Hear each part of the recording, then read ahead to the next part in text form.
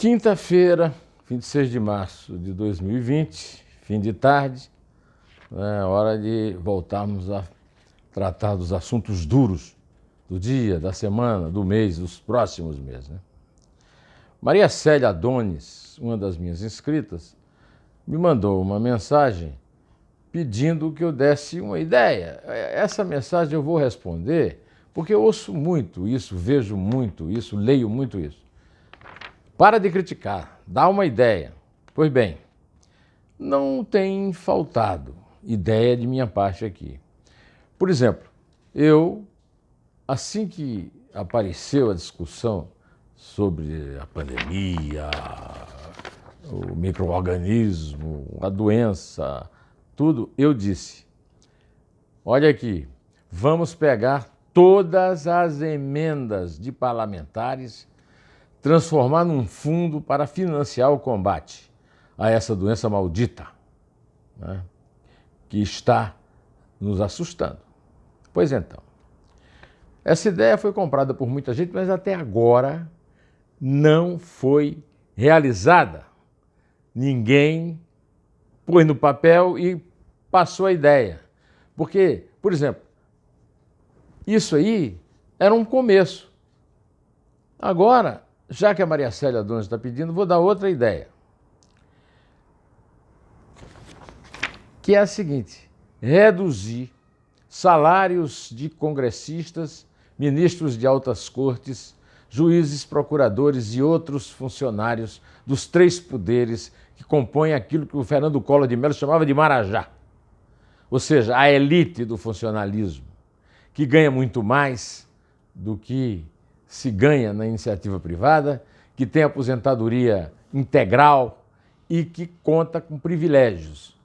Bom, aí vem cortar todos os privilégios, todos de uma vez e sem volta. Nada de quando acabar o efeito da pandemia voltar aos privilégios. Não, nada disso. Cortar os privilégios, auxílio paletó, auxílio escola, auxílio jardim de infância para velho, né? Auxílio de todos, auxílio moradia, cortar todos os privilégios, todos, não deixar nenhum. O Paulo Guedes vive falando isso, é um liberal de Chicago, faz belos discursos. Isso aí, até o Rodrigo Maia já falou nisso e ele não fez um projeto sobre isso. Aliás, mais na frente eu vou conversar com vocês sobre isso, dar uma ideia e a ideia não passar nem para o papel, né? Neste momento, uma boa parte dos brasileiros, como sempre, está cheia de certeza. Tem ninguém que tenha uma dúvida. O Brasil é um país que não vai para frente nunca, porque ninguém tem dúvida. Todo mundo tem certeza absoluta e a sua verdade é a única que serve, ninguém cede nada. E, na verdade, enquanto essas pessoas ficam agindo assim, os aproveitadores, os oportunistas de sempre estão agindo, os urubus, né? As aves de rapina, principalmente político, mas não é só político, não. Já citei um monte aqui, né? Juiz, promotor. O Supremo não pode, por exemplo, cortar todos os funcionários que empurram a cadeira para os ministros sentarem, né? É uma boa contribuição, né? Lá no Congresso está rolando uma boa ideia de cobrar um compulsório dos bancos e de grandes empresas para financiar a compra de equipamentos para combater o coronavírus. É uma boa. Agora, e qual é a contribuição que o Congresso vai dar da própria carne, da própria pele? Até porque já tem gente lá que pegou a doença, né? Durante a reforma da Previdência, eu bati o tempo inteiro de que a reforma da Previdência não seria impopular como foi, nem seria desidratada pela metade como foi, se combatesse de fato os privilégios, começando por previdência igual para todos os servidores e trabalhadores privados. Tudo igual, tudo no mesmo patamar, recebendo o mesmo dinheiro. Passou isso? Não.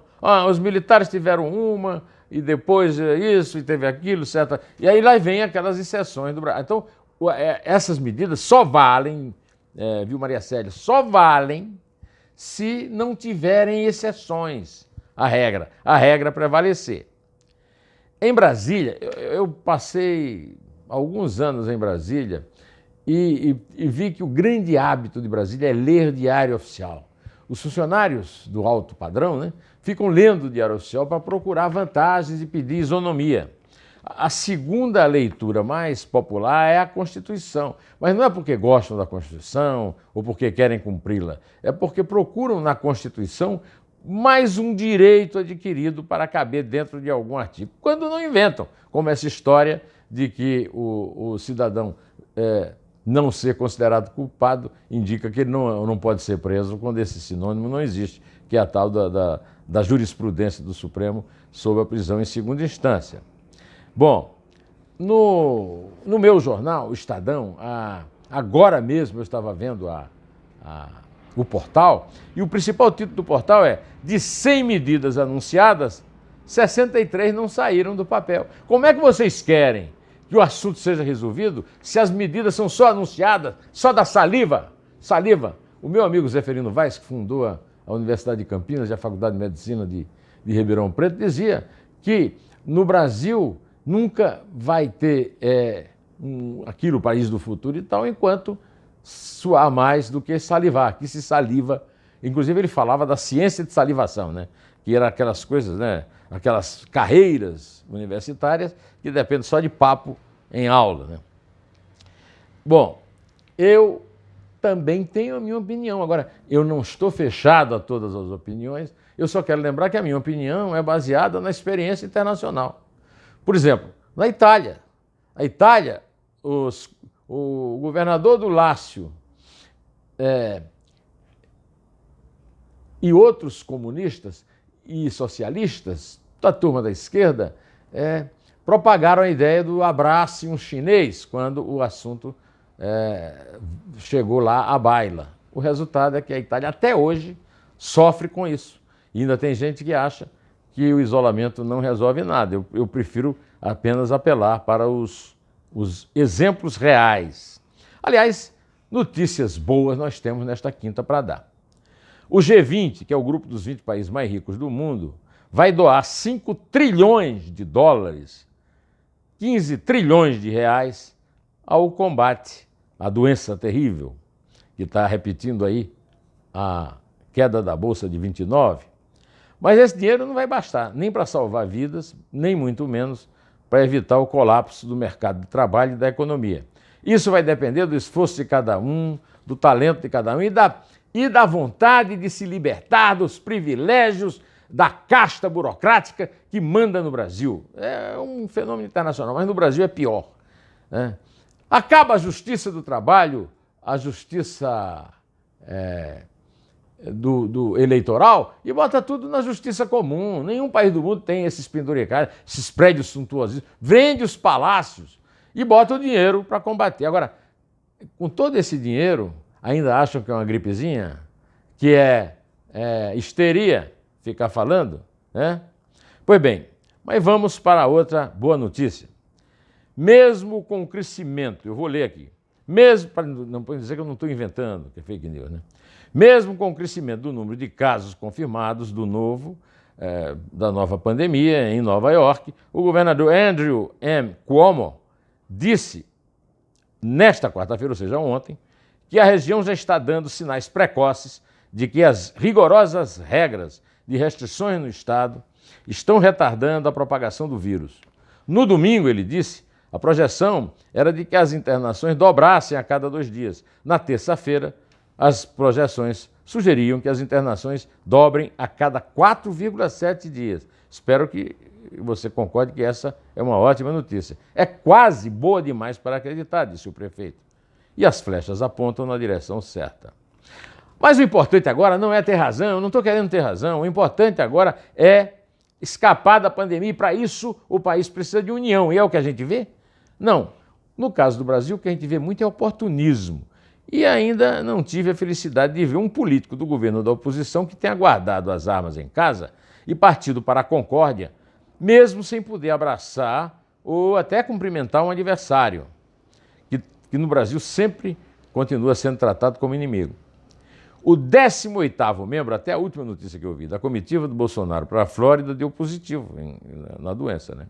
E Lula já deu o sinal e que o Bolsonaro precisava para não ter impeachment pela frente. O PT está apoiando o impeachment de Bolsonaro. Então, eu quero lembrar a você que, pelo menos, o mandato do Bolsonaro será mantido depois dessa decisão do Lula, porque o Lula conta com o esquecimento, mas ele se tornou inesquecível.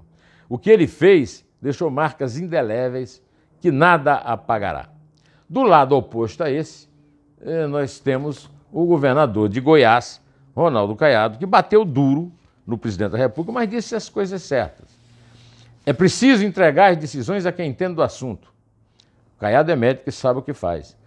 E Bolsonaro não pode receitar medicação em seus encontros com fãs, como é o caso dessa hidroxicloroquina, que é da base do quinino e que o Ministério da Saúde já avisou que vai poder usar em casos graves, sem que tenha sido aprovado nada, mas já não acham mais. O pessoal que sofre de lúpus, né, por exemplo, que usa a medicação, não está achando na farmácia, né, por causa dessa corrida que houve. Né. Antes de terminar, eu quero pedir desculpas por ter citado Israel entre os que usaram a quarentena. Israel realmente está usando a quarentena, uma quarentena meio rigorosa, mas não é semelhante a essa coisa de todo mundo na quarentena, segundo me esclareceu meu amigo ex-ministro da Justiça, Zé Paulo Cavalcante Filho, conforme ele foi informado, como eu fui, só que no caso dele ele foi informado por alguém que mora lá em Israel. Pois bem, espero que não tenha chocado ninguém aqui com o meu vídeo, mas se choquei, meu amigo, me desculpe. A minha missão é falar a verdade, não é falar abobrinha, nem querer confortar ou consolar ninguém, tá certo? Que, aliás, também não é a missão do presidente da República. Antes de terminar, eu quero dizer que hoje eu vi um vídeo do Marco Antônio Villa em que ele deu uma ideia, que ele mesmo disse que é recorrente, mas não me tinha ocorrido, então eu vou citar para vocês. O governo suspender a cobrança de impostos. Em vez de ficar distribuindo dinheiro em máquinas de caridade, o governo suspende os impostos. O Brasil tem uma carga de imposto absurda. Suspende os impostos, aí sim, durante a pandemia. Obrigado pela ideia, Villa. Sucesso, cara. Direto ao assunto. Em pé, e só a verdade nos salvará.